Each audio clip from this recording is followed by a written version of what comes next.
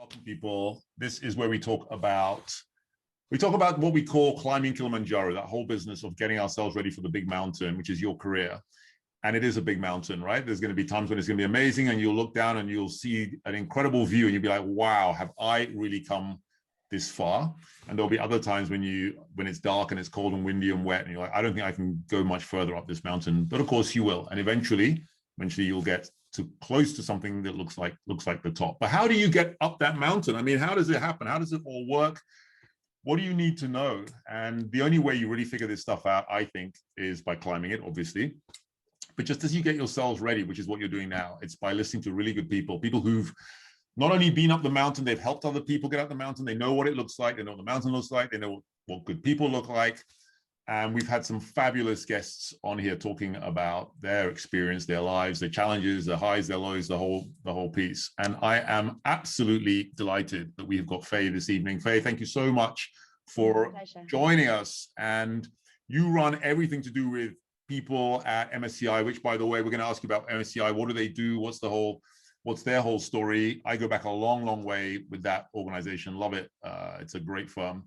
But want to hear a little bit about you, and thank you so much. I know you're busy, you got a lot on, but thank you for just taking the time to come and hang out with us this evening. So without further ado, I'm just gonna say welcome to you, Faye. Thank you, and thank you for inviting me. Just delighted to be part of the session today. Yeah, it's great. And of course, you're one of the trustees, which means that you are part of the circle of trusted people who are helping to make everything happen. And so as one of the founders, I want to help. I want to thank you for all that you're doing. It's amazing.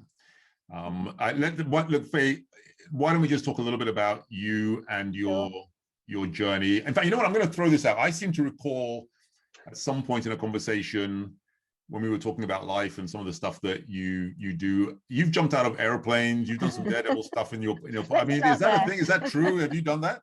Yeah, let's start there. So yes, thank you, Dawood, and thank you to everybody for dialing in today. I know that you could well be outside with a glass of wine or a pint or seeing friends and family, and so I really appreciate you dialing into this session. It is really important that you invest in your training before your internship, so delighted. But yes, Dawood, it is true. I have jumped out of airplanes. I used to be a little bit of a daredevil. I've had to curtail some of that as I've got older and have other responsibilities. But there was a time in my life, probably when between when I graduated and about 5 or 6 years into my career, where I just couldn't get out of that traveling bug that I'd really enjoyed during university and before university. And so I would save up my holiday and I would go off to Australia or Asia somewhere with a pal. And we would, at the time, we thought it was completely normal. I used to send, I'm going to really age myself now, but I used to send videos back to my dad and wouldn't say what was on them, and he would watch them, and it would be his daughter jumping out of an aeroplane or doing a bungee jump or whitewater rafting or all of this crazy stuff. And actually now I'm talking about it, I'm getting a little bit sweaty palm thinking. I'm getting sweaty palm thinking about it. I mean, what kind of courage do you need to? I look at bungee, I've never bungee jumped in my life, and I kind of wonder, I mean, is it just that once you stepped off, is it all kind of like, okay, that was no big deal? Having done it, is it like not that big of a deal, or is it a big deal all the way when you jump and on the way down and when you're bouncing around? I mean, yeah, I think it was a big deal all the way through, but actually the deal has got bigger as I've got older and I've realized actually the things that I've done.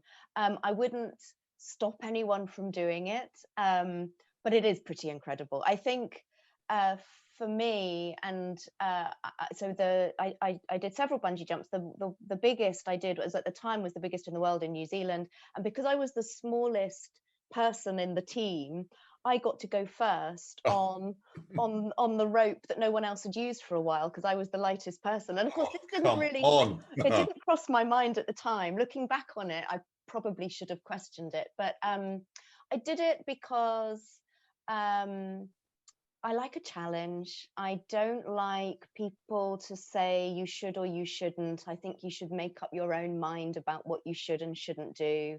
I think it takes some people would say courage, some people would say a little bit of madness.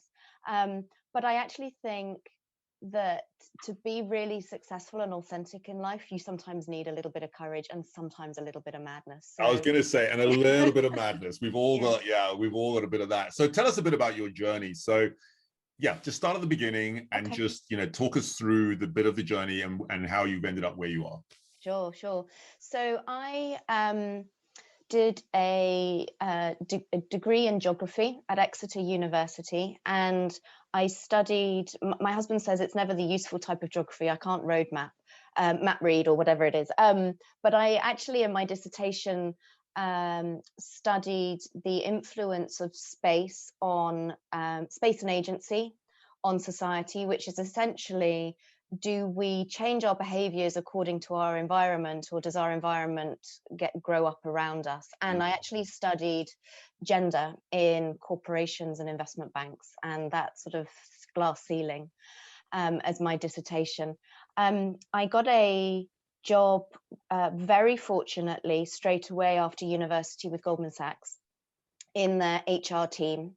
And my role there was, it was a little bit like a busman's holiday, actually. It was in campus recruitment and graduate recruitment. And so I went all over the UK and all over Europe talking to students who were a year below me about what it was like to join Goldman Sachs.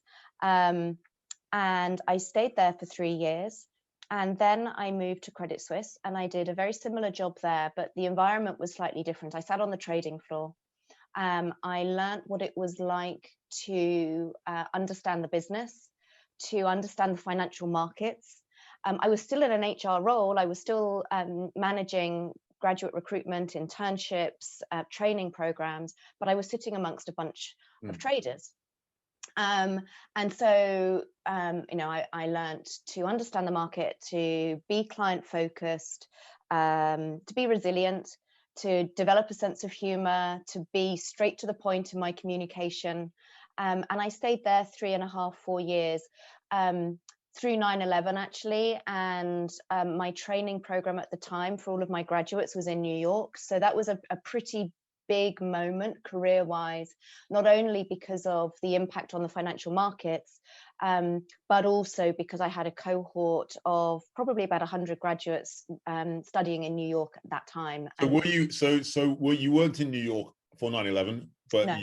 you had responsibility I had responsibility. for Yeah. a whole group of students who were out there. Yeah. I mean, I remember that days. I don't know whether everybody watching remembers 9/11, because 9/11 incredibly is 20 years ago this year, and I still remember, like, in crystal high def clarity, that moment when it happened, when the plane went into the building, that morning. And I mean, 20 years is a long time. So you've obviously seen everything. And the thing, what I'm really fascinated about, Faye, what I'd love to talk about a little bit about is people, because you've seen everything, I imagine, from the worst to the best.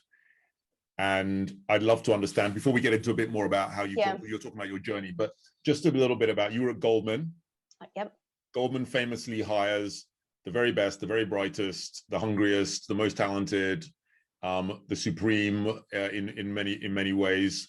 At least that's if you like the narrative. Credit Suisse also hires incredible people. So you've seen amazing people at work.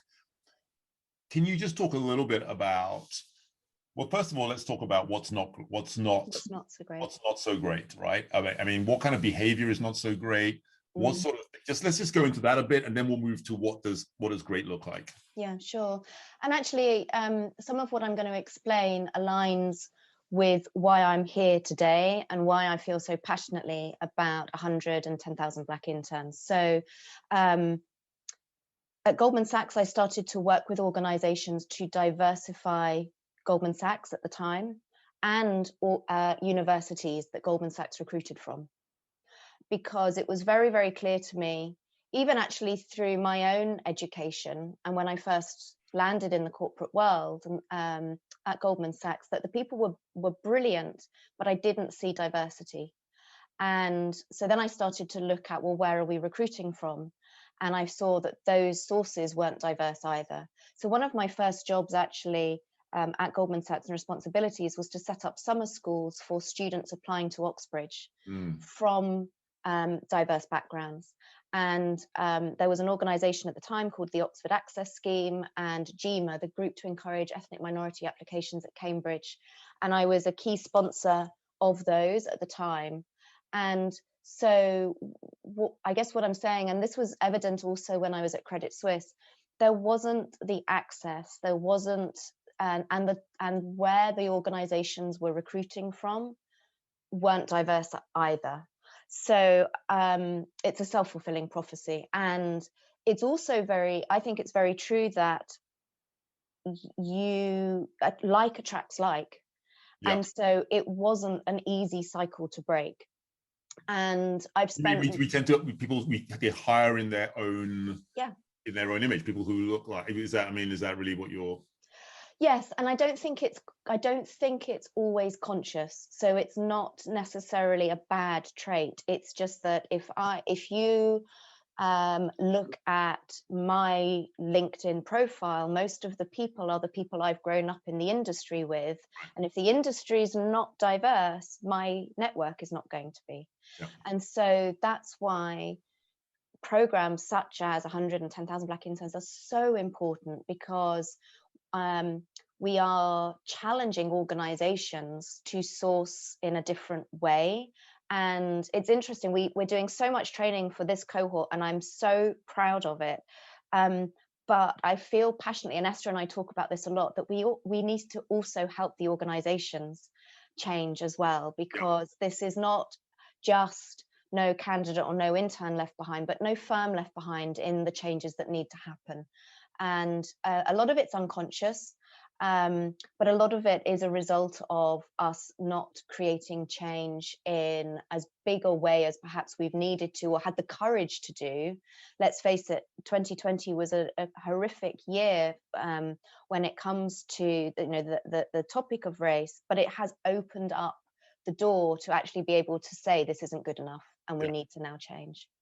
No, completely. And let's look at individual behavior as well within organizations that you've seen. I mean, these are candidates now who are watching and who are trying to get themselves into the best place, the best headspace, the best attitude, the best way to approach the business of being themselves and being authentic, which is a question that keeps coming up. How do I be authentic in what's essentially probably going to be a bit of an alien environment, that whole piece?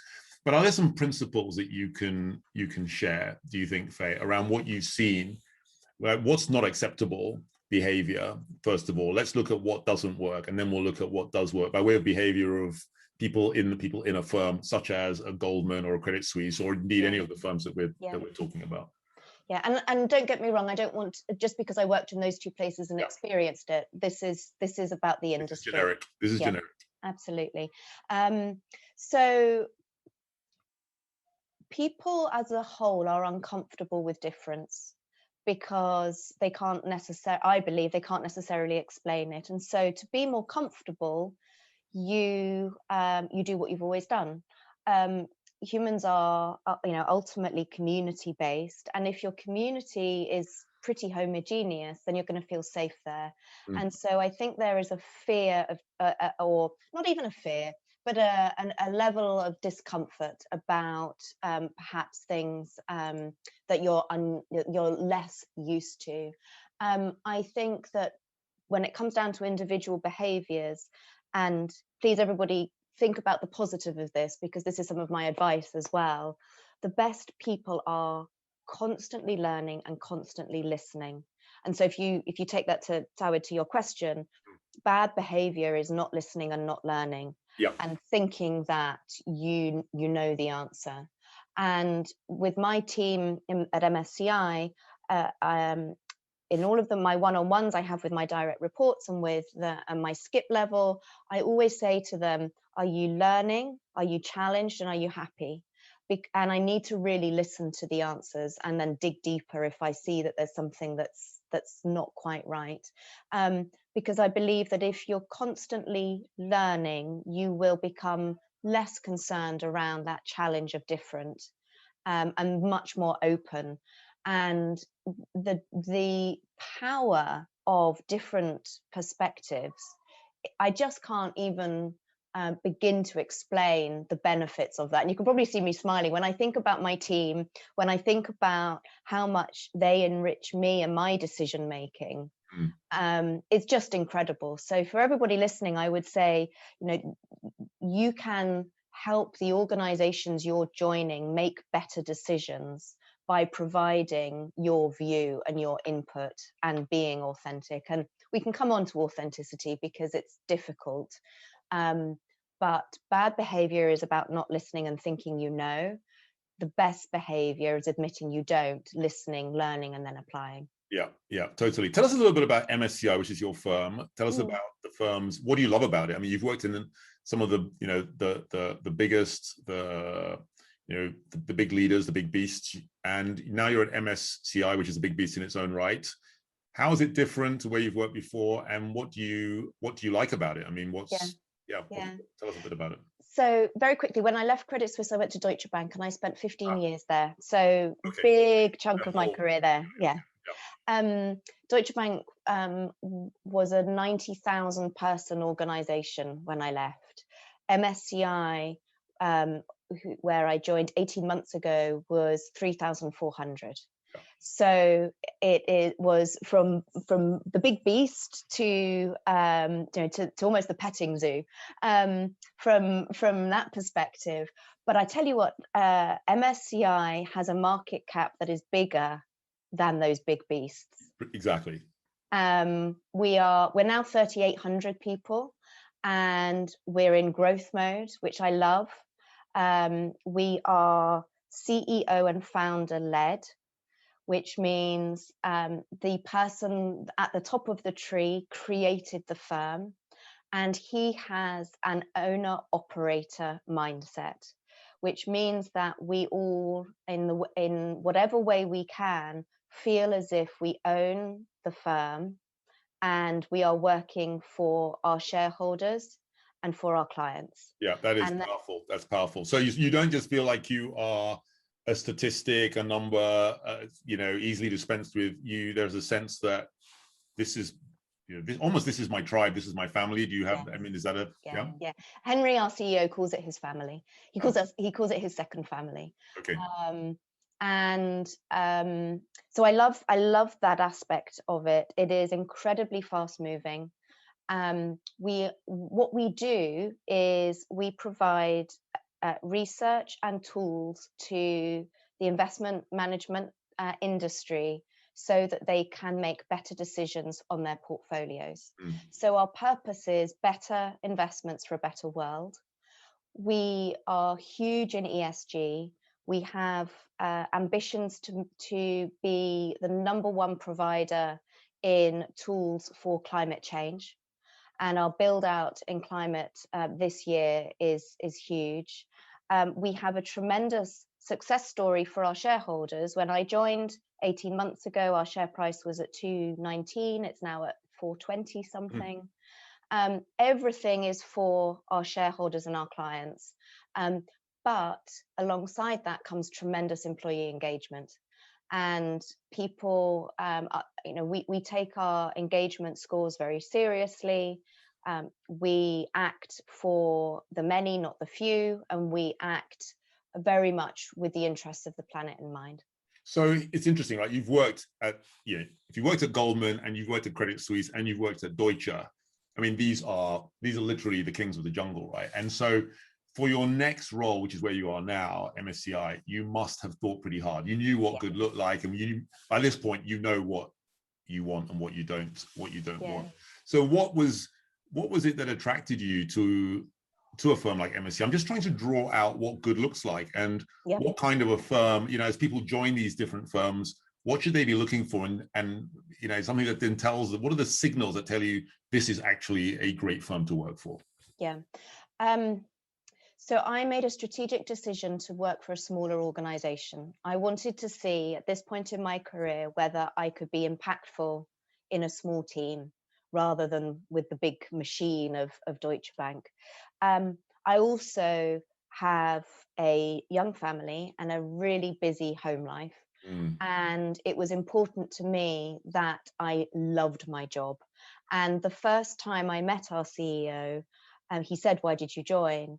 And I said, "Well, if you're and when you're new, you can ask all of these questions and be a little bit more of the mad rather than the courageous."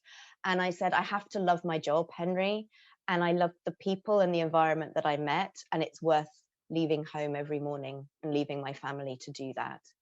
What good looks like to me is situational leadership.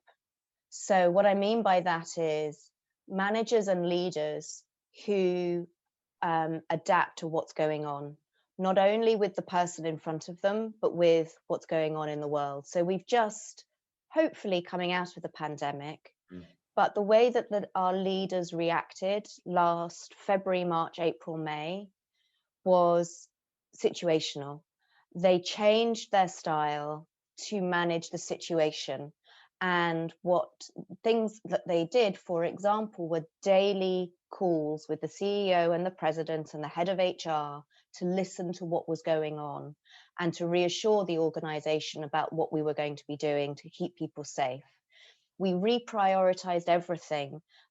We say all the time we're client-centric, but we changed everything, and we told our clients we were changing everything to say the health and safety of our employees comes first. For the next 3 months, the health and safety of our employees comes first.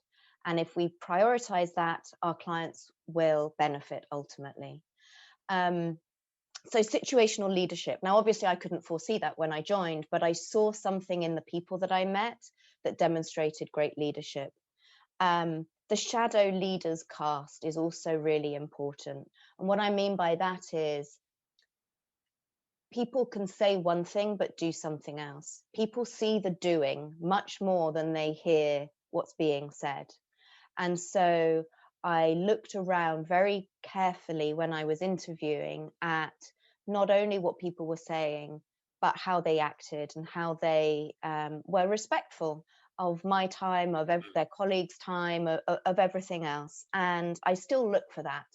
I still look for the actions rather than just the words, because anybody can say anything, but actually following up and acting on it, or sometimes people say it's what people do when they think no one's looking. That's really, really important. So that's good. And I think the other thing is there is trust in the organization. And what I mean is employees are trusted by their managers. And that's been really important as we all moved home in 1 week last March. And in last year's engagement survey, actually, the level of trust employees felt their managers were affording them went up almost 11%. And I believe that if people feel trusted, they will perform and work harder because they don't feel they have something to prove from an output perspective. They know the work is good. Yeah. And let me jump in on this business of trust and just try to understand it a little bit. Of how does someone become trusted? There will be people that you know and you just think, I trust that person. If they tell me something and I'm not entirely sure, I'll trust them because I just trust them. How do people, as we look at this and we watch it, how do we become people who are trusted? If you just want to which I think is now over this next decade, it's always been the case, but I think increasingly with all the fake news and all the noise and the chat and the impact of social media, all that sort of media, all that sort of stuff is just meaning that who do I trust? Who do I who can I rely on? Tell us a little bit about trust and where does it come from and how can we build trust? How can we get other people to trust us? Yes. So some of this sounds very obvious, but it's sometimes quite tricky. You have to be trustworthy and you have to do what you say you're going to do. And when you say you're going to do it. Now, that doesn't just mean a piece of work that you're asked to do and you complete it and you submit it, or you look at it in time or what have you.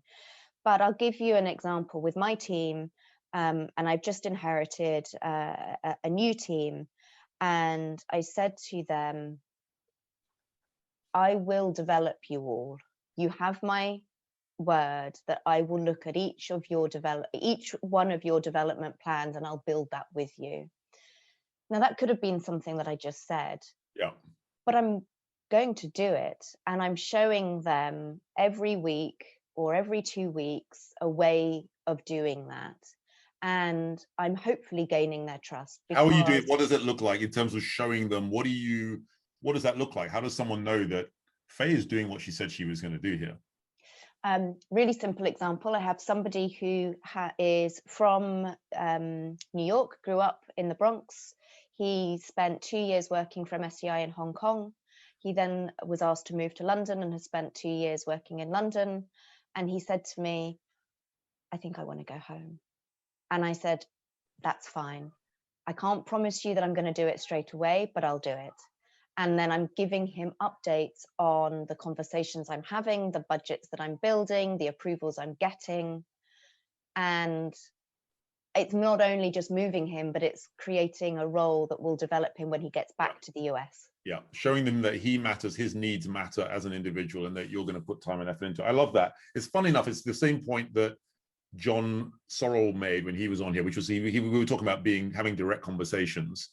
And I guess, by the way, in HR, you need to be able to have, you know, in the world of people, you need to be able to have direct conversations. No point dancing around the bush. And John was saying he's direct. He says it like it is. In fact, sometimes he said, sometimes I oversay it like it is. But his point was that people appreciate that. And he said the other side of that social contract is that I will take your personal development extremely seriously. I will make sure that I do what I say I'm going to do when it comes to your personal development, which I think is is exactly what you're saying. Yeah, absolutely. But it can be other things too. So I have somebody in London who's just learning their craft, and I get invited to a lot of conferences and online meetings and things. And I said to him, would you like to attend 2 or 3 of these in the next month instead of me? Because I love it, but I want to give you the opportunity. Right. And so it doesn't have to be an international move. It could simply be exposure to somebody new, or setting up a network or a coffee or something like that, that just proves that I'm not only interested in what they're doing for the firm, but I'm interested in them as individuals. Yeah. Tell us a little bit about your values and what drives you, what makes you tick. Because again, like I say, you've seen it all, you've been there, you've done it, and you must have values that that are your guiding principles, if you like, in life. Tell us a bit about those. So you may or may not be able to hear one of my guiding principles behind me. So I think I put it on the WhatsApp, but I have 2 6-year-olds, and I work to live. I do not live to work. I work really hard. And one of the things you asked me was, what's the secret sauce? The secret sauce is hard work. Yeah. There's no shortcuts, but I have balance. And so one of my values is that family comes first. And and I've just been interrupted by some family, but family comes first all the time. Having that work ethic, but knowing what is truly valuable inside is so important. Alongside with, and I say this all the time, and it's a buzzword and a catchphrase and a hashtag and everything else, but be kind. Be kind. Yeah, absolutely. I'm an elbows in person. I always try and make other people look great. I don't need the spotlight. If I can make my boss look great and I can make my team feel great, I'm doing the job. Yeah, and I'm an elbows in person, because you know what, when you're going down a slide, a water chute or a slide in the playground or whatever you're doing, you go faster if you've got your elbows in. If you've got your elbows out, you're going to get stuck. Yeah. And I found that I have progressed in my career when I have listened more, said less, had my elbows in, and been really kind. Yeah, so I try and balance that. I try and balance the family and the kindness and being true to who I am.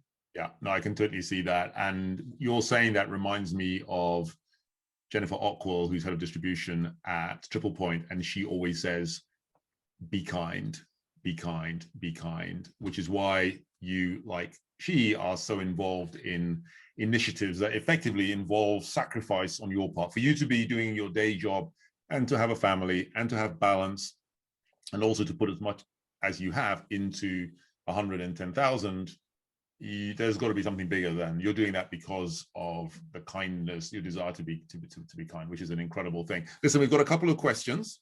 Of course. And I'm going to let me have a quick look at this. So we've got Paul and we've got Mukuma, and I love hearing from these guys. So we're going to pull them in, and I'm going to ask if we can have Paul in the mix, and then Paul, you can ask your question, and then we'll have Mukuma as well, and then we'll have both you guys in, and you guys can unmute and just ask Faye your question. And by the way, ladies and gentlemen, put your questions in the Q&A. It's not often you get someone of Faye's stature who understands people, and not just people, she understands the way people tick within the work space. That's a big deal. We should be drowning in questions right now that you have for Faye. Okay, so I'm expecting to see this light up a little bit. Okay, so who have we got? Do we have Paul? Paul, you're good to go. Yes, hello, David. I remember I came on here a few weeks ago. I had my robe, so I couldn't put my camera on, so I made sure I came prepared today. Good. Hello, Faye. Thank you for coming to speak to us today. I'm economics students at University of the West of England in Bristol. And my question for you today is, Dawood mentioned something that I think Jonathan Sorrell said a few weeks ago, how he says it as it is. And that's something that is, like, I would say, similar to myself in my personal life. How do I get that across in the industry as someone just stepping foot in? Is it, because I do feel that I feel like I'm treading on eggshells where I don't want to say something and it comes across as rude because I'm not of a certain position or experience level. So how do I navigate that stream to make sure that I don't step on someone's toes and they think that I'm just coming across as rude and very visceral, because I'm a very honest person. So, and if something doesn't make sense, I'll point it out. So how do I navigate that? Really good question. And so I'll let everybody into a secret. So I met John when we were both right at the start of our careers, and he and I have always said it as it is, even when we were just out of university. I like to think I can have difficult conversations as well. I'll just reiterate, you can be kind and challenge. You can be respectful and polite and challenge. And then no one's ever going to think that you're rude. Another tip that I have is ask questions. So rather than someone say, if I was to say to you, I think you're wrong, that may come across as rude. But if I was to say to you, can you help me understand that? Because I'm not quite sure I see how you've got there, or how you've come to that conclusion. That's not disrespectful, but you're also saying, I'm not quite sure I understand, without saying, I think you're wrong. So you can challenge no matter what level you are, as long as you are polite and kind and respectful. And you can always caveat it by saying, no, I'm not sure if I'm asking this the right way, but, or could you help me understand this? Or this may be a silly question, but, or I've got some experience. Can I just share this experience? It may not apply to this situation, but I just thought I'd share it anyway. There's lots of ways that you can have that challenging conversation without appearing to be rude. Yeah, and this works out just as well, Faye, also in your personal life, in people's personal lives, right? Yes. It's exactly the same thing. Something I learned that is quite useful. So it's, is it a secret? It's not a secret, but it's something that I think is useful, is to say to the other person, I need your help, to lead with, I need your help, no matter what it is. So even if you're upset with them and they've done something that's hurt you, or something that you felt attacked, or whatever, it doesn't matter what it is, instead of going in hard the way you might be tempted to, if you start with, I need your help. And then of course, everybody says, sure, what do you need? And then you can say, the situation we just had, well, it left me feeling like this, or it went down this path, but I'm not, maybe, can you help me understand? It's that kind of language, exactly like you say, Faye, of I need your help. Can you help me understand? Yeah. then it softens everything, as opposed add a to buffer to you everything. and I need to talk. Yeah. Go on, Paul. Add a buffer to before I'm about to point something out or ask a direct question. Add a buffer to soften the blow. Add a buffer. Add a Yeah. buffer. Yeah. Okay. Yeah. And it's a skill, and you can see the other person softening. No, absolutely. Thanks for the question, Paul. Very good. We're going to go to Mukuma very quickly, Thank you. who is also in the mix. And hi, good to see you. How are you? Yeah, I'm good. I hope everyone else is good. Yeah. And I hope you can hear me first of all. Yeah, we hear you great. We hear you great. That's good. Yeah. So I guess to introduce myself like Paul did so well, I'm Mukuma. I'm a final year law student at the University of Manchester. And my question, I suppose, focuses more on the inclusion and diversity angle of it, because I'm currently like a student volunteer and my school's coming up with its first ever EDI strategy that it's done. And one thing I've been noticing is whenever you come to equality and diversity or just people's welfare, it tends to be almost a peripheral aspect and it doesn't necessarily mesh well with what is perceived to be the integral parts of the business. So just wondering, how do you go about trying to recenter those aspects or having it trickle into every other aspect in the business as well? Yeah, and this is a tricky one. And actually, this is one of the things that I would encourage everybody to, over their summer internship, really scratch the surface of, because this cannot be lip service. The business case for diversity is so clear, and inclusion. In firms where employees feel included and feel as if they belong, those workforces or employee bases, whatever you want to say, they're more engaged, they're more productive, and they're more successful. Businesses, very simply, make more money when they are diverse. So the fact that it is still seen as a peripheral really frustrates me, but not every firm is going to understand or be able to make that gear shift as quickly as others. The way that I influence is through that commercial argument, because otherwise it could be seen as HR fluffy stuff. And it's not. It's a business imperative. And there is so much research and so much proof that diverse organizations where employees feel included are more successful, that careers accelerate faster, that the decision making is sounder. There's and again, I want to be very careful because I'm hugely respectful of all the organizations that I've been very, very fortunate to work for and the industry as a whole. But there is a theory about the Lehman sisters. And if you Google that, there is a philosophy or a hypothesis that if the management board or the senior folk or even just the traders on the trading floor had a few more women involved, the risk taking may have been less and the decisions may have been better. Totally endorse that, Aldit. I mean, I was working for a big investment bank, Merrill Lynch, back in 2005, 2006. And it was shortly after that, of course, that we had the credit crisis. And it was fascinating to watch because you watched Merrill and you watched Goldman and you watched Morgan Stanley and you watched Lehman, all really in a big fight to say, my credit derivatives portfolio is bigger than your credit derivatives portfolio. And of course, the people running the show were all these big, 800-pound gorilla, chest-beating alpha males, you can't have a bigger credit derivatives portfolio than me. I'm going to have, and so it went, and then the whole thing exploded. There's no way women would have behaved like that, right? I mean, there would have been maybe some other stuff that would, but that wouldn't have been it, right? Women, when it comes to this kind of stuff, are super, are definitely in a different league, I think, to guys, and which is why in any kind of group that I'm working with, I'm always keen that you've got women, it's not just women though, it's just general diversity of thought. Absolutely. If that's the point, right? There's nothing wrong with the guys who are running these organizations, but it was just, you end up in this echo chamber where it just becomes this vortex of groupthink, and then you get sucked into it, and then it just becomes normality. Yeah. Totally. Go on, Faye. Were you going to say something? No. I was just going to say, so it's the rationale is business, and you have to really examine the organizations that you're spending time in to make sure that even if you don't see the diversity that you desire, that there is action and there are results to improve it.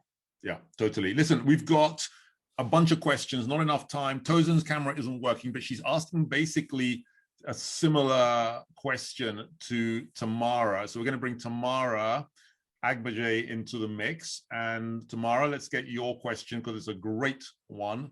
And Faye, I know you're going to be able to answer it. So let's see if we can get Tamara into the picture. And I'm hoping, Tamara, that your camera is working. We only have like 3 minutes left, so let's see what we can do here. Okay. If we don't see Tamara in the next 5 seconds, then I am going to ask the question for her. And it is this. So, hi, Faye. Do you have one piece of advice for someone who is keen on advancing within their career? Tamara's in. Tamara is in. Oh, okay. great. Tamara, go. You got the mic.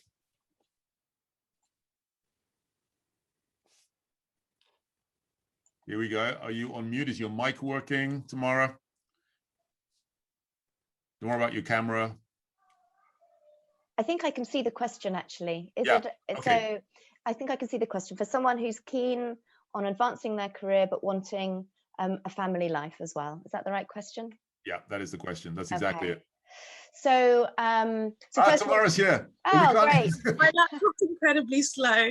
Sorry. No I problem. just wanted to, I'm Tamara Agbaje, study civil engineering at University of Sheffield, and I'm in my final year, and I'll be starting with ECI and Partners this summer.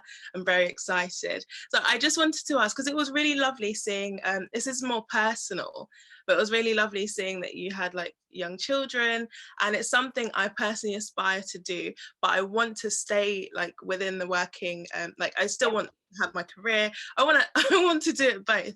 But I just wanted to ask for like one specific pieces of advice that you'd give us. Yeah. Who- Absolutely. Especially females. Ask for what you need. That's my piece of advice. So, and by the way, I'm more than happy to answer questions over LinkedIn or further. And I'm not going anywhere. I'm a trustee of the organization, so I'm around. But this is really important to me. I have 6-year-old twins, one of whom is severely disabled, and they are my life. They are my everything. I ask for what I need. And when I had them, I said, this is what I need from a maternity leave perspective, which in the UK, we're very lucky. We get lots and lots of maternity leave and support. I had a coach. I asked for a coach when I was on maternity leave, and the firm provided that so that I could integrate back into work really effectively. And one of the really important things when I was deciding to join MSCI, to Dawood's point earlier, is that I let my boss know. Sometimes my schedule is going to be unpredictable. Sometimes my son's going to need to go to hospital. Sometimes I'm just going to have an appointment that I need to take 2 or 3 hours out to do. Sometimes I might just need a duvet day because life is tough. And he said, family first, you do what you need to do. So ask for what you need. Being a mum and being a parent in general is the best job. Irrespective of all of the jobs you're going to get in the industry, being a parent is the best job. And you should prioritize that. Thank you. Tamara, does that answer your question? I hope there's some gems in there. Yeah. Thank you. It's great to hear because this is stuff that you think I'd like to be able to ask for what I need, but you're never sure that you necessarily can. So fabulous to hear that from you, Faye. And I'm just going to ask you one last question. I know our time has gone, but there's a question here. It's also from someone who's female who says, I'm a bit introverted and I know it's a mainly male environment. How do you find your place within an environment where you're a woman and you're a bit introverted and there's men everywhere and there's all these kind of, as you perceive it, it's all this kind of chest beating alpha males. How have you found your place, Faye? I love introverts because they say what they mean and they're very thoughtful. And so my advice is find somebody who appreciates the power of an introvert. And you can even say before a meeting, I may not speak up because I find it sometimes a little bit tricky, but if I've got something to say, please, can you come to me? And ask for that support. To Dawood's point earlier, I need your help. And introverts are, in my mind, some of the most powerful voices in the room because unlike me, they're not like this. I'm very much mind to mouth. But an introvert is the most valued person. So find your allies and ask for their help because you will be incredibly valued. Absolutely brilliant, Faye. Thank you very much. And I really can't thank you enough for all that you've done for your, like I said, balancing home life, balancing work. Your company, MSCI, has been incredibly generous to the whole program. And, there are no words really. So thank you so much. And thanks for taking the time this evening. And I know if people want to reach out to you, then you're going to be there to be able to answer their questions. Absolutely. And, I just want to say thanks again. And we'll be seeing more of you, Faye, because you're a trustee, like you say, you're not going anywhere. And so, ladies and gentlemen, look, we couldn't get through all the questions, but we'll find a way of picking them up, and do fire them across to Faye, and show your appreciation in the chat. There it is. It's all coming through. Thank you, Faye. Amazing session. Thank you. Oh, it's a pleasure. Louis, it's all coming in. So you're amazing. You're a rock star, Faye. We love you, and just want to say thanks so much. So we will see you soon. Ladies and gentlemen, thank you very much. Thanks for coming to this. We will see you again on Thursday, 5 o'clock to 5:45. And look, you guys are knocking the ball out of the park.